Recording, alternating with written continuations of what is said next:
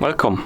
In front of me I have CUBOT X19 and I'm gonna show you how to enter the save mode on this device. First, we need to press and hold the power button. When this menu appears, we need to press and hold on the power off option. The warning message should appear. You can read it and then tap OK to confirm.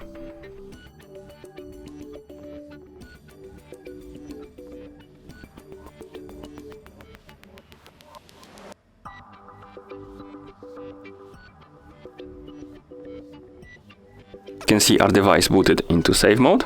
It says it right here.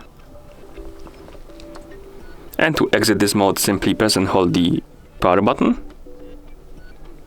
Tap on restart option and tap OK to confirm.